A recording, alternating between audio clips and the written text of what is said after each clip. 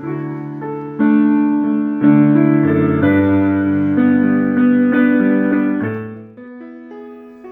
anak-anak, hari ini kita kembali mau belajar firman Tuhan. Dan tentu saja kita semua sudah siap ya? Baik, sebelum memulainya kita mau berdoa dulu.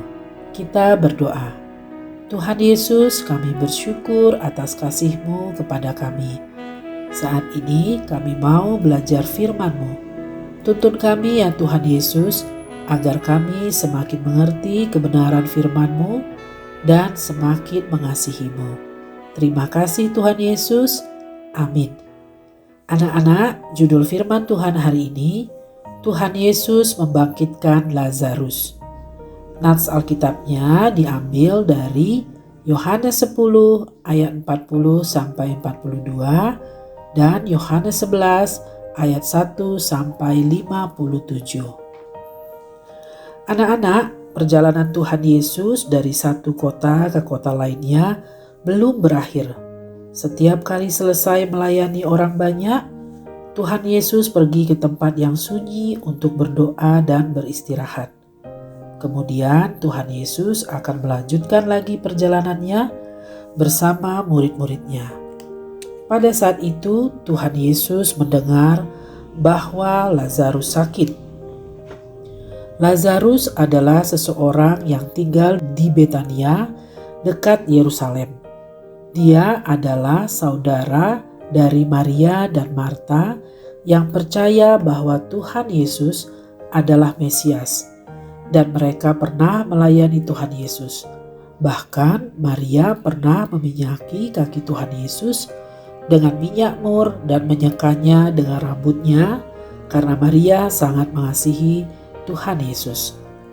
Maria dan Marta tidak ragu-ragu untuk memberitahukan tentang Lazarus yang sakit kepada Tuhan Yesus, karena mereka percaya Tuhan Yesus dapat menolongnya. Ketika Tuhan Yesus mendengar kabar tentang Lazarus, Tuhan Yesus mengatakan penyakit Lazarus tidak membawa kematian. Ayo kita buka dulu Alkitabnya di dalam Yohanes 11 ayat 4. Kita baca sama-sama ya. Penyakit itu tidak akan membawa kematian, tetapi akan menyatakan kemuliaan Allah, sebab oleh penyakit itu anak Allah akan dimuliakan. Ya, kembali Tuhan Yesus menunjukkan kemaha-tahuannya. Dia mengetahui apa yang sedang dialami oleh Lazarus akan membuktikan kemuliaan Tuhan Yesus sebagai Mesias atau anak Allah. Tuhan Yesus tahu apa yang akan dilakukannya kepada Lazarus, karena Tuhan Yesus mengasihi mereka, yaitu Maria, Marta, dan Lazarus. Tuhan Yesus dengan sengaja tinggal 2 hari lagi di seberang sungai Yordan.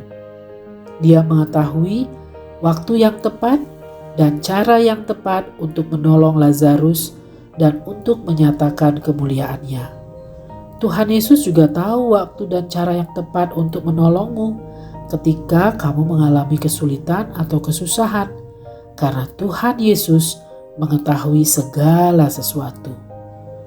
Nah anak-anak, sesudah 2 hari lewat, Tuhan Yesus mengajak murid-muridnya kembali ke Yudea. Murid-muridnya jadi kaget ketika Tuhan Yesus mengajak mereka kembali ke Yudea, karena sebelumnya orang-orang Yahudi di Yudea mencoba melempari Tuhan Yesus dengan batu. Kata murid-muridnya, "Masih maukah engkau kembali ke Yudea?"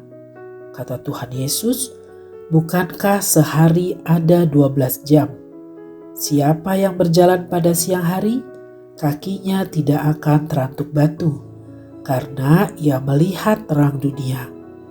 Tetapi jika seseorang berjalan di malam hari, ia akan terantuk batu karena terang tidak ada di dalam dirinya." Tuhan Yesus sedang memberitahukan kepada murid-muridnya tentang dirinya sebagai terang dunia. Selama orang memiliki terang dunia, yaitu Tuhan Yesus, orang itu tidak akan terjatuh dalam kebinasaan. Tetapi barang siapa tidak memiliki terang dunia, yaitu Tuhan Yesus, dia sedang berjalan menuju kebinasaan. Sesudah itu, Tuhan Yesus mengatakan Lazarus sudah tertidur. Dan Tuhan Yesus akan membangunkan Lazarus dari tidurnya. Murid-muridnya berpikir Lazarus tidur biasa, sehingga mereka berkata, "Tuhan, jika ia tertidur, ia akan sembuh." Mendengar perkataan murid-muridnya, Tuhan Yesus jadi berkata dengan terus terang, "Lazarus sudah mati. Tetapi syukurlah aku tidak hadir waktu itu." Maksud Tuhan Yesus, waktu Lazarus mati. Sebab demikian lebih baik bagimu supaya kamu belajar percaya. Jadi dengan peristiwa kematian Lazarus, Tuhan Yesus juga mengajar murid-muridnya supaya mereka makin percaya bahwa Tuhan Yesus sungguh Mesias yang datang dari Allah sendiri. Kemudian salah seorang murid Tuhan Yesus yang bernama Thomas mengajak teman-temannya untuk mengikuti Tuhan Yesus. Dan ketika mereka sampai di Betania, Tuhan Yesus mendapati Lazarus sudah 4 hari di dalam kubur. Tuhan Yesus sudah mengetahuinya, bukan anak-anak? Iya, anak-anak, Tuhan Yesus sudah tahu semuanya. Kapan Lazarus mati, tempat dikuburnya, dan apa yang akan terjadi terhadap Lazarus. Tuhan Yesus sudah memberitahukan kepada murid-muridnya bahwa kematian Lazarus akan menyatakan apa, anak-anak? Benar, kematian Lazarus akan menyatakan kemuliaan Tuhan Yesus sebagai Mesias. Mendengar Tuhan Yesus telah tiba di Betania, Marta, saudara Lazarus, datang menemui Tuhan Yesus. Coba, apa yang dikatakan Marta? Begini kata Marta, "Tuhan, sekiranya Engkau di sini, saudaraku pasti tidak mati. Tetapi sekarang pun aku tahu bahwa Allah akan memberikan kepadamu segala sesuatu yang Engkau minta kepadanya." Nah, anak-anak, Marta punya keyakinan bahwa Tuhan Yesus itu punya kuasa untuk menolong Lazarus. Marta mengenal Tuhan Yesus, dan ia sudah sering melihat atau mendengar kuasa yang dinyatakan oleh Tuhan Yesus. Bagaimana dengan kamu? Apakah kamu percaya Tuhan Yesus dapat menolongmu? Pasti Tuhan Yesus dapat menolongmu pada waktu yang tepat dan caranya yang tepat. Tuhan Yesus juga sudah merencanakan akan menolong Lazarus. Sebab itu kepada Marta, Tuhan Yesus mengatakan Lazarus akan bangkit. Lalu Marta menjawab, "Aku tahu bahwa ia akan bangkit pada waktu orang-orang bangkit pada akhir zaman." Wow, rupanya Marta adalah orang yang percaya bahwa ada kebangkitan orang-orang mati pada akhir zaman. Sekarang anak-anak, kita baca jawaban Tuhan Yesus kepada Marta yuk. Kita baca dari Yohanes 11 ayat 25 sampai 26. Ini juga akan menjadi ayat hafalan kita yang akan kita ulang nanti sama-sama ya. "Akulah kebangkitan dan hidup. Barang siapa percaya kepadaku, ia akan hidup walaupun ia sudah mati. Dan setiap orang yang hidup dan percaya kepadaku tidak akan mati selama-lamanya." Percayakah kamu akan hal ini? Tanya Tuhan Yesus kepada Marta. Sekarang juga kepada kamu, percayakah kamu bahwa Tuhan Yesus adalah kebangkitan dan hidup, dan kamu akan hidup walaupun kamu sudah mati nanti? Kamu akan hidup selamanya bersama Tuhan Yesus di surga dengan memakai tubuh kebangkitan. Percayakah kamu? Mendengar pertanyaan Tuhan Yesus, segera Marta mengakui Tuhan Yesus sebagai Mesias. Kata Marta, "Ya Tuhan, aku percaya bahwa Engkau Mesias, Anak Allah, Dia yang akan datang ke dalam dunia." Jawaban Marta benar. Tuhan Yesus adalah Mesias, Anak Allah yang kedatangannya ke dunia sudah direncanakan dan diberitahukan di dalam kitab Perjanjian Lama. Dan rupanya Marta adalah salah seorang yang sudah mendengar berita bahwa Mesias akan datang, dan sekarang Marta percaya bahwa Tuhan Yesus adalah Mesias yang dijanjikan Allah bagi semua orang berdosa. Bagaimana denganmu? Apakah kamu percaya Tuhan Yesus adalah Mesias yang dijanjikan Allah bagi kamu? Anak-anak, Marta begitu senang. Dia tahu dengan pasti bahwa Tuhan Yesus adalah Mesias, dan itu artinya Marta tidak salah mempercayai Tuhan Yesus yang berkuasa menolong saudaranya. Siapa anak-anak namanya tadi? Nama saudara Marta yang mati? Siapa? Iya, Lazarus. Dengan segera dan perasaan yang gembira, Marta memberitahukan kepada Maria tentang kedatangan Tuhan Yesus. Dan Maria pun segera bangkit keluar dari rumahnya. Orang-orang Yahudi lain yang sedang menghiburnya mengikuti Maria karena mereka menyangka kalau Maria akan pergi ke kubur Lazarus untuk memberi rempah-rempah atau wangi-wangian. Tetapi rupanya Maria pergi menemui Tuhan Yesus. Dan ketika sampai di hadapan Tuhan Yesus, Maria tersungkur di kaki Tuhan Yesus. Maria menangis dan berkata, "Tuhan, sekiranya Engkau ada di sini, saudaraku pasti tidak akan mati." Anak-anak, Alkitab mengatakan ketika Tuhan Yesus melihat Maria menangis dan melihat orang-orang Yahudi yang datang bersama Maria, hati Tuhan Yesus menjadi masgul. Artinya, hatinya sedih bercampur marah. Tuhan Yesus sedih dan marah karena dosa mengakibatkan adanya penyakit, kematian, dan penderitaan lainnya. Tuhan Yesus juga sedih dan marah ketika orang-orang tidak percaya atau meragukan kuasanya. Padahal sudah berulang-ulang Tuhan Yesus menyatakan kuasanya yang dahsyat sebagai Mesias. Tuhan Yesus terharu melihat keadaan Maria. Kemudian Tuhan Yesus bertanya, "Di mana Lazarus dikuburkan?" Dan mereka menjawab, "Tuhan, marilah dan lihatlah." Lalu Tuhan Yesus pergi ke kubur Lazarus.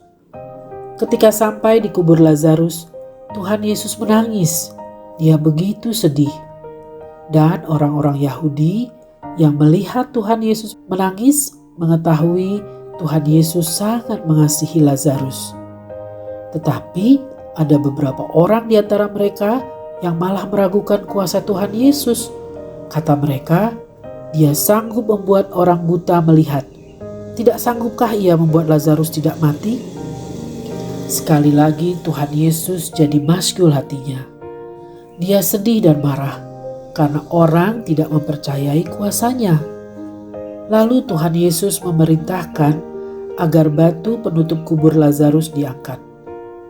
Marta yang melihat hal itu berkata, "Tuhan, ia sudah berbau, sebab sudah 4 hari ia di sana." Jawab Tuhan Yesus, "Bukankah sudah kukatakan kepadamu, jikalau engkau percaya, engkau akan melihat kemuliaan Allah?" Kemudian orang-orang mengangkat batu penutup kubur Lazarus. Sementara itu Tuhan Yesus menengadah ke atas dan berkata, "Bapa, aku mengucap syukur kepadamu, karena engkau selalu mendengarkan aku. Aku tahu bahwa engkau selalu mendengarkan aku. Tetapi oleh karena orang banyak yang berdiri di sini mengelilingi aku mengatakannya supaya mereka percaya bahwa engkaulah yang telah mengutus aku." Tuhan Yesus ingin semua orang percaya bahwa Dia adalah Mesias yang datang dari Allah. Untuk itu, Tuhan Yesus memanggil Lazarus keluar. Sesudah mengucap syukur, Tuhan Yesus berseru, "Lazarus, marilah keluar." Wow, Apa yang terjadi anak-anak? Benar, Lazarus yang sudah 4 hari dalam kubur, yang sudah berbau, dengan segera keluar dari dalam kubur itu dengan tubuh yang masih dibalut oleh kain kapan, juga kepalanya. Coba anak-anak kamu pikirkan dan bayangkan, bagaimana mungkin orang mati bisa hidup lagi dan keluar dari dalam kuburnya dengan tubuh yang utuh, tidak berbau busuk? Anak-anak, hanya kuasa Tuhan Yesus yang sanggup membangkitkan orang mati. Karena Tuhan Yesus sendiri adalah yang memberi hidup dan pemilik dari seluruh kehidupan. Tuhan Yesus juga telah menyatakan kuasa-Nya atas maut atau kematian. Ketika Tuhan Yesus sendiri bangkit pada hari yang ketiga setelah Ia telah menyerahkan nyawanya di kayu salib bagi manusia berdosa, termasuk bagi kamu dan saya. Alkitab berkata, upah dosa ialah maut, yaitu kematian. Tetapi karunia Allah ialah hidup yang kekal oleh Yesus Kristus Tuhan kita. Kita bisa baca dari Roma 6 ayat 23. Dosa mengakibatkan penyakit, kematian, dan penderitaan. Tetapi oleh karena kasih Tuhan Yesus kepada kamu dan saya, maka kuasa dosa itu dihancurkan, diganti dengan kuasa kebangkitan yang membawamu kepada hidup kekal. Lazarus dibangkitkan dari kematian. Itu bukti bahwa suatu hari nanti kamu dan saya juga akan mengalami kuasa kebangkitan. Kita akan dibangkitkan dengan tubuh yang baru, tubuh yang tidak akan binasa. Tetapi waktu itu Lazarus dibangkitkan masih kembali dengan tubuh manusia biasa, supaya orang-orang yang melihatnya bisa melihat kemuliaan Tuhan Yesus. Tuhan Yesus menyuruh orang-orang membuka kain kapan yang menutupi tubuh Lazarus. Dan peristiwa hebat itu membuat banyak orang Yahudi menjadi percaya. Anak-anak, mereka percaya bahwa Tuhan Yesus adalah Mesias, Anak Allah yang hidup. Anak-anak, apakah ada di antara kamu di sini juga yang baru percaya hari ini bahwa Tuhan Yesus adalah Mesias Juru Selamat bagimu? Tuhan Yesus ingin kamu percaya kepadanya, supaya kamu tidak mengalami kematian kekal, melainkan beroleh kebangkitan dari antara orang mati, dan kamu hidup selamanya bersama Tuhan Yesus di surga. Siapa yang mau percaya bisa mengangkat tanganmu. Ya, terima kasih, kamu bisa turunkan lagi tangannya. Kita lanjutkan dan selesaikan ya firman Tuhannya. Tetapi ada di antara orang-orang Yahudi itu pergi kepada orang-orang Farisi dan imam-imam kepala untuk memberitahukan apa yang sudah Tuhan Yesus lakukan terhadap Lazarus. Sehingga orang Farisi dan imam-imam kepala memanggil mahkamah agama. Mereka berkumpul karena mereka ketakutan. Ketakutan kalau nanti semua orang Yahudi akan percaya bahwa Tuhan Yesus adalah Mesias. Dan mereka menjadi pengikut Tuhan Yesus. Lalu orang Romawi akan merampas tempat suci mereka. Tetapi di antara mereka ada imam besar yang bernama Kayafas. Dan memberitahukan kepada mereka bahwa lebih baik satu orang mati untuk bangsa mereka daripada seluruh bangsa mereka binasa. Pada saat itu sebenarnya imam besar Kayafas sedang bernubuat. Sebagai seorang imam besar waktu itu, Kayafas dipakai oleh Allah untuk menyatakan kebenaran tentang Tuhan Yesus, bahwa Tuhan Yesus akan mati untuk bangsa itu, dan bukan untuk bangsa itu saja, tetapi juga untuk mengumpulkan dan mempersatukan anak-anak Allah yang tercerai-berai. Dengarkan dan perhatikan saya ya, firman Tuhan itu selalu benar, ya dan amin. Apa yang dituliskan tentang Tuhan Yesus sejak di Perjanjian Lama adalah benar.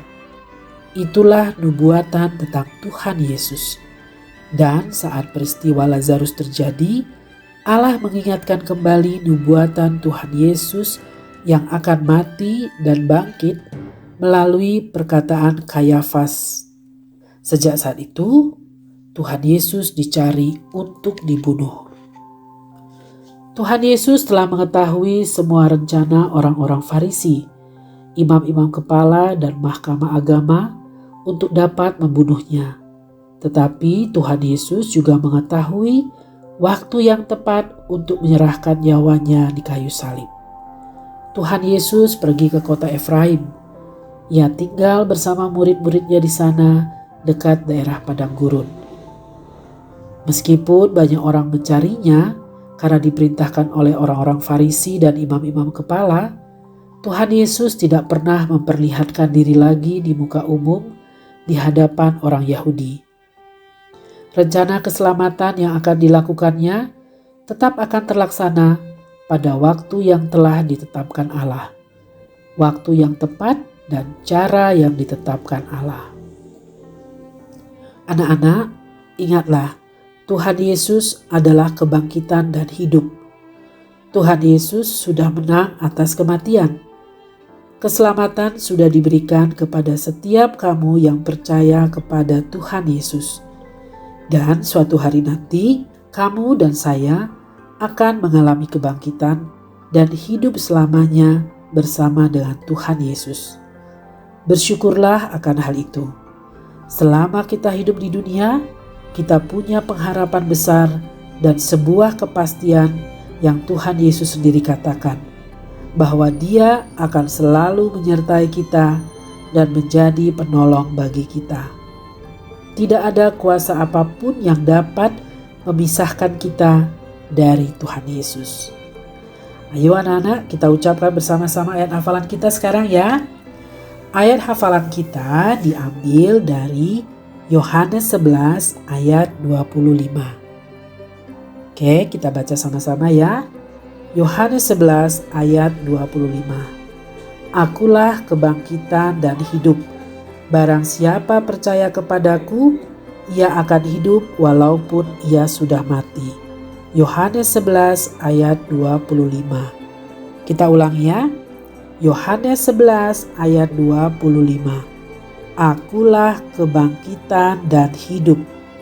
Barang siapa percaya kepadaku, ia akan hidup walaupun ia sudah mati.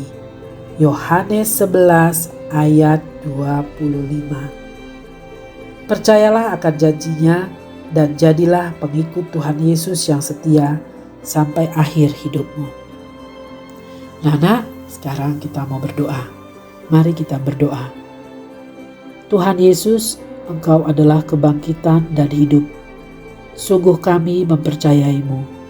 Kami bersyukur untuk firman Tuhan yang sangat jelas bagi kami.